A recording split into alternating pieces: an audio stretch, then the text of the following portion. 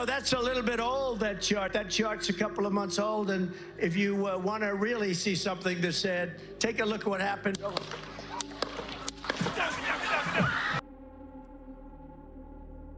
Aún nos falta perspectiva histórica, la que solo el tiempo brinda para evaluar lo sucedido hace unos días. El atentado, no solo a quien es un expresidente de los Estados Unidos, sino quien además al parecer será, de acuerdo a todas las encuestas, el próximo presidente. El intento de asesinato a Donald Trump. Para encontrar un precedente a un magnicidio tal, debemos remontarnos al intento de asesinato del presidente Ronald Reagan, quien, al igual que Trump, también era republicano. Sucedió casi medio siglo atrás. Tiempo después de ese incidente, Reagan hacía bromas al respecto. We can make our beloved country the source of all the dreams and the opportunities that she was... Miss me.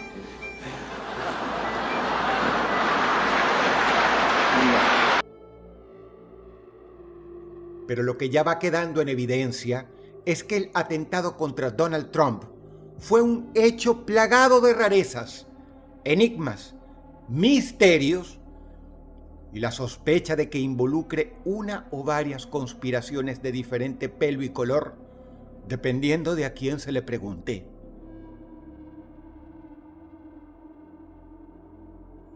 Sucedió durante un meeting en el estado de Pensilvania, Estados Unidos.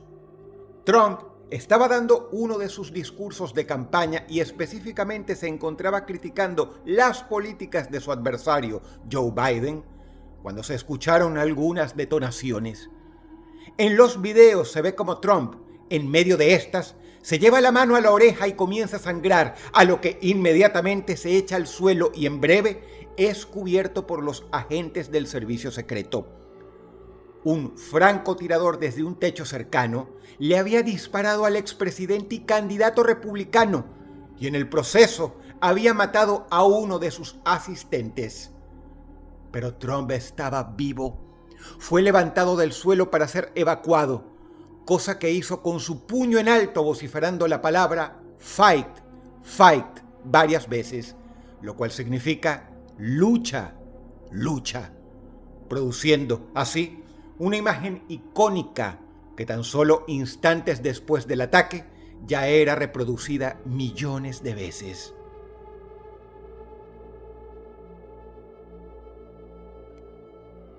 Los misterios comenzaron inmediatamente. Para empezar, la prensa de tendencia demócrata y progresista en Estados Unidos y el resto del mundo, pese a toda la evidencia, no anunció el hecho como un atentado ni inmediatamente ni tampoco horas después. Medios como CNN o la BBC informaron a nivel global cosas como que Trump resultó herido al caerse durante un acto mientras se escuchaban unas detonaciones. Ya cuando los hechos eran obvios para todo el mundo, estos medios informaban, pareciera que a regañadientes, la verdad.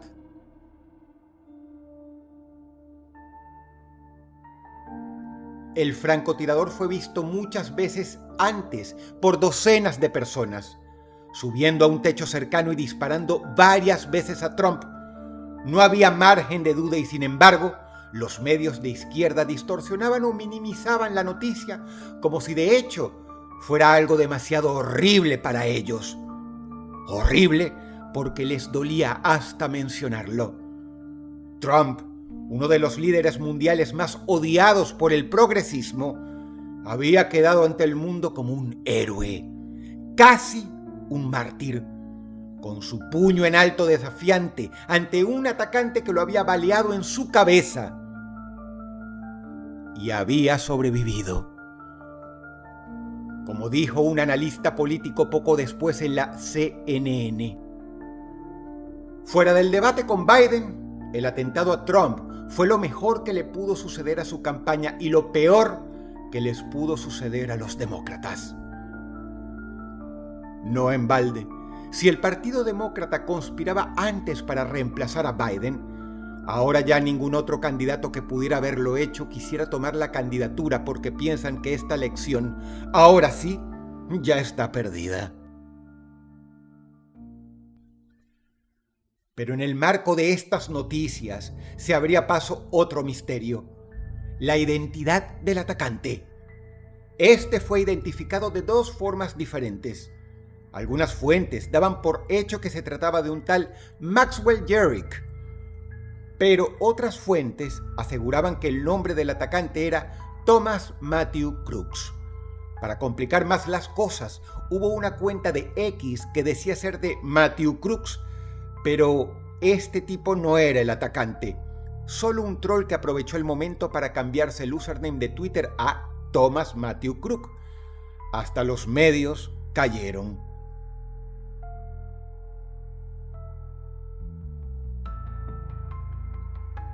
Durante las primeras horas, la identidad del atacante fue un misterio pese a que inmediatamente se filtraron fotos del mismo abatido por agentes del servicio secreto. Y ahí comenzaron a aparecer otros misterios que apuntaban a una oscura conspiración. Una de ellas reza que uno de los francotiradores del servicio secreto, llamado Jonathan Willis, declaró que había visto al tirador encaramarse en el techo y lo tuvo en la mira de su rifle por cerca de 3 minutos sin dispararle, porque se supone que el agente del servicio secreto le dio la orden de no neutralizarlo hasta que no le disparara a Trump.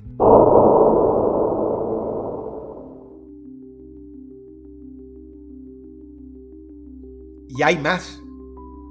Según archivos fílmicos caseros, gran parte del público había visto hacía rato al atacante.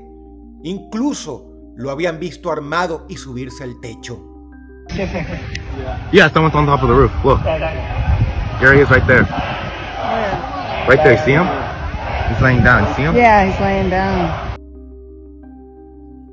Un veterano del equipo de francotiradores de Estados Unidos, de nombre Dallas Alexander, hombre que tiene el récord del tiro más largo jamás realizado por un francotirador, puso en duda que el joven que llevó adelante el atentado, Thomas Matthew Crooks, fuera capaz de disparar con tanta precisión. De hecho, dudó que actuara solo. I have no doubts in my mind that the shooter had help from somewhere within an agency, an organization, or the government. The second I saw that aerial photo of what they were saying happened, it immediately made no sense to me.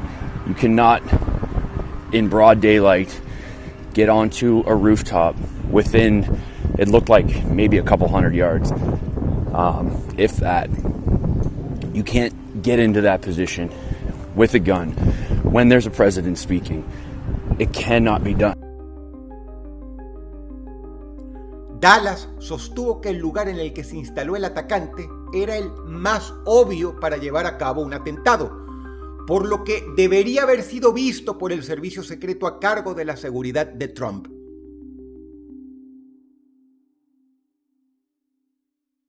That some 20-year-old kid that looks like he played Dungeons and Dragons in his mom's basement is trained on a gun, especially a sniper rifle like that, is a registered Republican, and then can access anywhere near the vicinity of that crowd, of that event, with him not dressed in a uniform and that sniper rifle. La pregunta que surge es, si todo fue orquestado, ¿quién lo orquestó? ¿Fueron los demócratas para eliminar a su más odioso competidor de la contienda? Un competidor que, debido a su carisma y popularidad, consideran que tiene prácticamente la elección ganada. ¿O fueron los mismos republicanos los que armaron un atentado de falsa bandera para dejar a Trump como un héroe? Aunque esta última teoría tiene tracción, es ridícula. ¿Quién le va a pedir a un chico de 20 años que, desde 100 metros más o menos, te dispare a la oreja para quedar como un héroe? Es imposible y demasiado arriesgado. El problema es que si fueron los demócratas o sectores de entre ellos, era demasiado arriesgado también por lo obvio. Por otra parte, si fueron los mismos republicanos, son muchas las cosas que pudieron salir mal en un autoatentado, como dije antes. Entendamos que si la bala que le rozó la oreja a Trump hubiera acertado solo un par de centímetros más a la derecha, hubiera sido un disparo mortal a la cabeza, en pleno cerebro. Sería difícil correr ese riesgo para ganar una elección, sobre todo para un candidato que lleva la ventaja. Pero entonces, ¿cómo se explican todos los enigmas que rodean este ataque? ¿Cómo es posible que un chico de 20 años con un rifle asista armado al meeting de un expresidente rodeado del servicio secreto? Se supone que los mejores, más especializados y más temibles guardaespaldas del mundo. Y a la vista de todos, se suba a un techo cercano, arme un rifle y dispare sin que nadie se lo impida y sin que el servicio secreto lo evite. Servicio secreto que para más INRI patrullaba también desde los techos.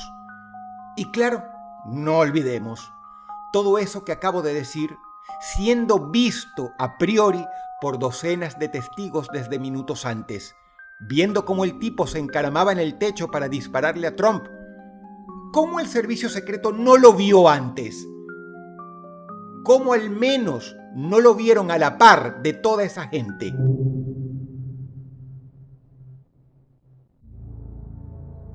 Seguramente se hablará de esto no solo durante meses, sino años por venir, a medida que más y más datos se conozcan. Recuerden, hablamos del país donde ocurrió esto. Aún hoy, sigue habiendo gente que cree que fue una conspiración de la CIA para acabar con un presidente que les era incómodo. Para rematar el abanico de misterios sobre este atentado moderno, algunos apuntan a que hubo al menos 2 profetas que lo predijeron, siendo uno de ellos ni más ni menos que el célebre Nostradamus, quien dijo en una de sus centurias: «La trompeta tiembla con gran discordia. Un acuerdo roto. Levanta la cara al cielo. La boca ensangrentada nadará con sangre. El rostro ungido con leche y miel yace en el suelo». Según los estudiosos de Nostradamus, el acuerdo roto fue la promesa de ambos candidatos de llevar adelante una campaña política sin violencia. La boca ensangrentada es la figura de Trump, como se vio mundialmente, y el mismo es el ungido con leche y miel que quedó en el suelo, ya que ungido significa un elegido para reinar, y la leche y miel alude a la riqueza del candidato. El profeta argentino Benjamín Solari Parravicini había hablado de un ataque contra alguien que parece ser Trump, aunque según esta profecía, Trump muere. ¿Será que Trump escapó a su propio destino? ¿O será que este atentado solo fue el primero de otros que sufrirá y que terminarán por matarlo? Teorías no faltan, pero, a diferencia de otros casos, el del intento de magnicidio de Trump parece no ser solo muy posible a estas alturas, sino casi prácticamente un hecho. Una vez más, no olvidemos el país de donde todo esto viene. Además, como siempre digo, la realidad supera la ficción. Si el video te gustó, apreciaría mucho que por favor le dieras pulgar arriba, lo compartieras y sobre todo, comentaras algo. Siempre leo lo que tienes que decir. La ambientación musical ha sido cortesía del talentosísimo Retro Lovecraft. Por favor, suscríbete a su canal. Te ha hablado Dross y te deseo buenas noches.